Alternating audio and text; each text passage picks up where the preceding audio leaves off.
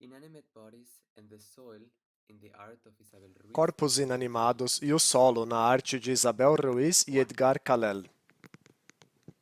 El 1. silencio perdió su trayectoria frente a una O mano que silêncio abre las perdeu sua puertas a la voz. trajetória diante de uma Este mão que poema abre de as Francisco portas à Morales, voz.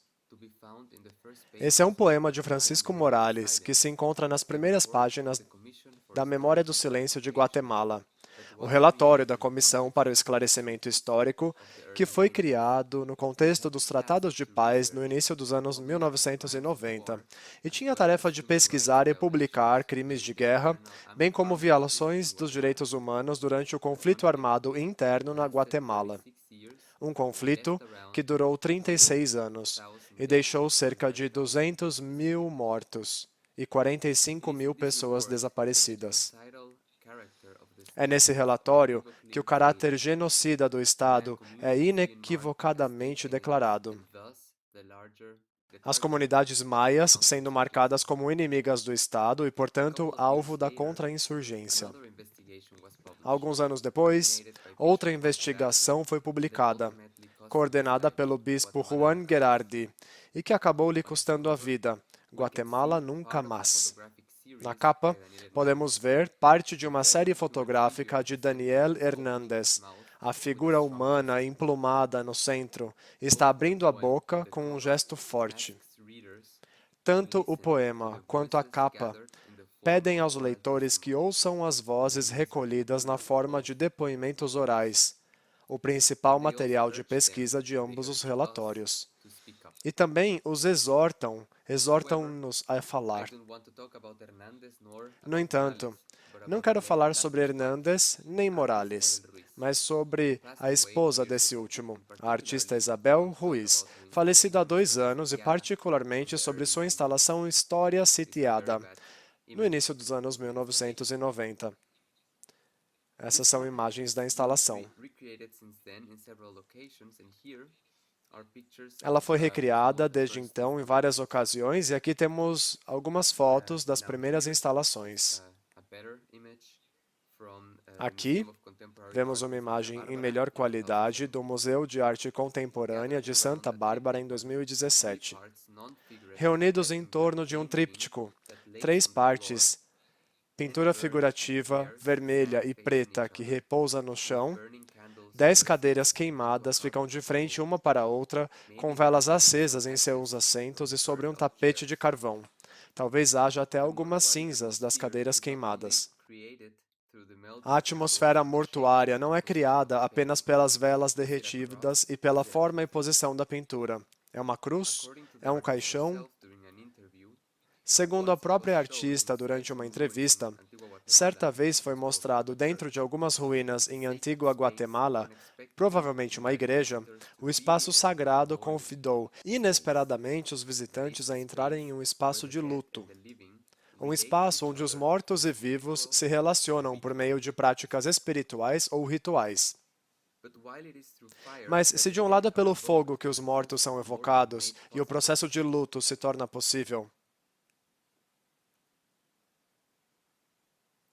it is also through fire that é também pelo materialities are fogo que as transformed so as to materialidades se become transformam para se unrecognizable, that tornarem is, unreadable. irreconhecíveis, ou seja, This is a video from the ilegíveis. installation of the Esse é um piece vídeo in da Guatemala instalação in da peça na 2017. Guatemala em 2017.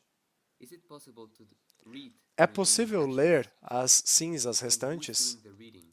Quem The está fazendo a mourners, of leitura? course, Os but enlutados, also é all claro, others mas who may também encounter todos the os art outros que installation, possam encontrar a listen to the instalação de artist's arte, denounce of the ouvir brutality a of the denúncia do Guatemala artista genocide. sobre a brutalidade do These are genocídio na Guatemala. methodological São and they are questões ethico-political too. metodológicas e são questões ético-políticas. According to the report in De Guatemala acordo Nunca com um Más, relatório Guatemala the Nunca capacity Mais, of fire a to capacidade do make fogo de tornar things as coisas unreadable was ilegíveis employed foi explicitly by the utilizada Guatemalan army, explicitamente for pelo instance, exército burning da the bodies of Guatemala, por hundreds of exemplo, ao victims queimar os that were corpos de gathered in centenas de mounds. vítimas que foram They recolhidas should em never be valas recognized comuns. again.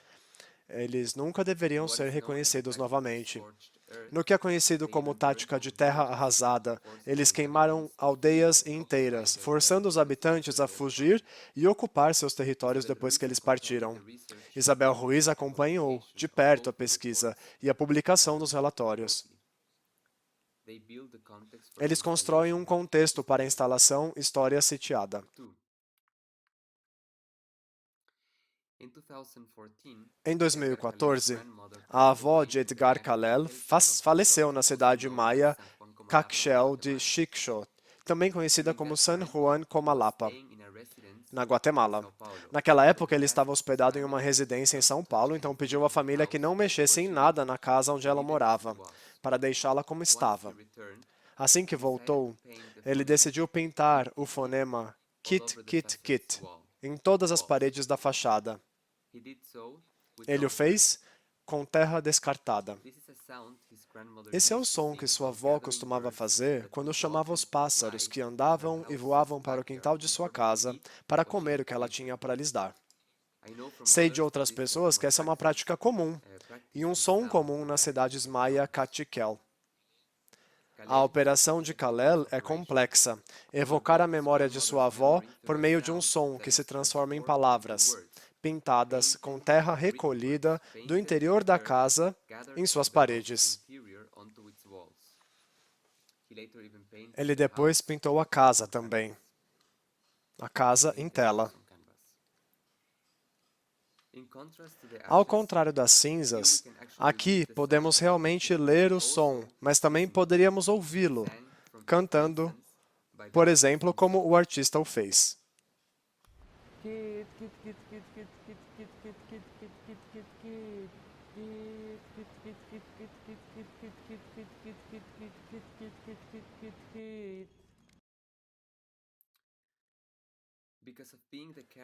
Como tem múltiplos significados e usos, a terra tem sido utilizada por muitos artistas contemporâneos como material de arte, também cinzas. Vejamos usos específicos, bem como significados, dentro do que Emma Chirix compreensivelmente chamaria de formas maia de pensar e fazer. Eu aqui sigo suas ideias porque é ela que fala do corpo como método e marco, por exemplo, da territorialidade. Lorena Cabnal e outras comunitárias feministas chegam a falar do território como um corpo, especialmente o feminino, e do corpo como território, tanto em termos de violência colonial e patriarcal que lhes é cometida, como do ponto de vista da necessidade e importância de defender corpos particulares. Territórios tão singulares quanto coletivos. Vimos como a tática da terra teve o objetivo de impactar a territorialidade indígena. A terra impactou esses territórios. A terra pode e também é usada como material e elemento estruturante nas técnicas arquitetônicas maias, sendo a própria casa descrita por meio de uma analogia íntima com o corpo humano. Algo com que Aurélio Sánchez Soares e outros trataram como a etimologia dos processos e partes da casa, um corpo terreno que se anima quando é habitado. Como solo, a terra tem a capacidade de nutrir a vida, plantas e, consequentemente, os povos. Mas o próprio solo também é cheio de vida e precisa ser nutrido. Nas noções maia de tornar-se humano, o milho e outras safras são centrais, como é o caso da criação de humanos a partir do milho no livro sagrado de Maya Quiché Popol Vuh. Esse processo também serviu de metáfora de maneiras contrastantes. Por exemplo, nas táticas de contra-insurgência dirigidas às crianças, as, entre aspas, sementes da insurgência. Emma Chirix revive a metáfora ao falar das sementes de libertação, plantadas na juventude indígena enquanto praticam a resistência coletiva contra a privação nos sistemas educacionais ocidentais. Como sementes, as pessoas vêm da terra e retornam a ela quando morrem. Essa relação terrena, ativada por meio de práticas como o enterro do umbigo do recém-nascido e, é claro, de rituais de sepultamento, continua sendo central para as formas maia de virem a ser, ou seja, um vir a ser em vez de ser pessoas, significando também um tornar-se coletivo. Ao tratar do que se convencionou chamar de movimento Maia dos anos de 1990, Diane Nelson fala em se tornar Maia por meio de várias operações. Portanto, além de servir como superfície de projeção para a origem ou para o pertencimento próprio, isso implicaria uma estase, imutabilidade. O solo vivo, bem como seus habitantes, mantém uma relação ativa com os vivos, uma relação de reciprocidade, também conhecida como o princípio da complementaridade. Um termo bastante debatido, sem dúvida. Estou falando aqui de uma relação com os ancestrais. 3. Consultando diferentes atores e autores, fica claro que a ancestralidade não é um dado, mas o produto do trabalho de luto e de uma relação ativa entre vivos e mortos em contextos maias. Petra Petric fala, inclusive, em se tornar ancestral por meio da preservação de relicários e do chamamento de nomes em festividades e rituais. É precisamente aqui que a questão de como morrer se torna crucial, significando tanto as condições de morrer quanto o processo de luto, que pode já começar antes da morte da pessoa. E mesmo essa questão, quando alguém finalmente morre, difere significativamente dos entendimentos ocidentais, e realmente não parece ser relevante que um corpo se torne inanimado de qualquer forma. Fernando Suasso, por exemplo, fala da relação ativa com os cadáveres antes do seu sepultamento, como uma entre súditos na área de Ati. Como em muitos outros contextos, o sepultamento está no centro do luto, o momento em que o corpo inteiro, isso é importante, a preservação da integridade do corpo, é integrado à terra e começa uma jornada ao reino dos mortos, não abandonando, mas transformando sua relação com os vivos, como vimos. É interessante pensar nesse processo como também dando vida em termos de nutrientes ao solo, como Maria Pucci de la Balacassa sugere de um lugar muito diferente. Em outras palavras, os mortos têm vida, dão vida ao solo e a quem vive. É aqui que reside a violência ontoepistemológica da contra-insurgência militar. O desaparecimento, o incêndio e também a mutilação, e, portanto, a fragmentação de corpos inteiros em partes, não tem somente um impacto em termos econômicos e sociais, mas perturbam maciçamente a relação entre os vivos e os mortos. A possibilidade da sua lembrança adequada e, portanto, de uma vida boa para as gerações vindouras. Petric fala da ansiedade de comunidades que perderam tantas pessoas antes do seu tempo chegar, perturbando profundamente sua passagem para se tornarem ancestrais. Mas ela também fala sobre a criatividade de rituais, que por meio da fala se reintegram àqueles que morreram gravemente no reino da ancestralidade. Aqui lembro-me de Veena Das, que fala sobre a dimensão acústica do trabalho de luto na Índia, da importância de transformar esse silêncio em lamentos, principalmente no contexto do que ela também denomina de más mortes. É interessante, ela também usa esse conceito. Agora, as famílias dos mortos durante o genocídio também vão atrás da luta contra o esquecimento e pela justiça. Além de exigirem reparações e a perseguição de violações de direitos humanos em juízo, eles também reclamam os corpos dos seus mortos e até procuram por esses corpos eles mesmos. Nelson descreve lindamente o trabalho da Fundación de Antropología Forense, ou a Fundação de Antropologia Forense, que exuma incansavelmente ossos e outros restos de valas comuns clandestinas e identifica suas famílias por meio de tecnologia de DNA. Essa é uma forma muito concreta de ler os ossos, ou seja, decodificar informações deles com a ajuda de um sistema de signos, que é, nesse caso, o DNA. Mas aqui reside um paradoxo, uma tensão entre as práticas maias de luto e os sistemas de ciência ocidentais. Novamente, de acordo com Emma Chirix, que aliás não descarta a importância da identificação, os forenses e outras ONGs têm lidado com os ossos de forma objetificante, ou seja, desrespeitando o fato de que os corpos enterrados têm uma vida, entre aspas. Mais tarde ela disse, abre aspas, nossos corpos têm vida e são importantes para nós, fecha aspas. Essa compreensão complexa de vivacidade que está no cerne da resistência indígena.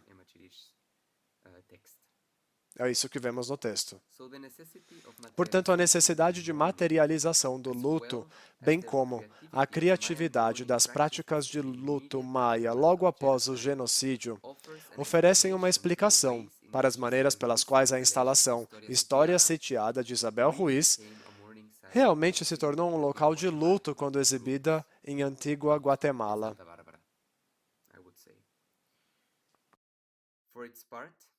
Por sua vez, a relação íntima e multidimensional entre o corpo e a terra, nos modos maias de viver e morrer, serve de elo entre os atos aparentemente tão distantes como o falecimento da avó de Edgar Calel, um fonema escrito em uma parede, e o uso da terra como material de escrita na arte.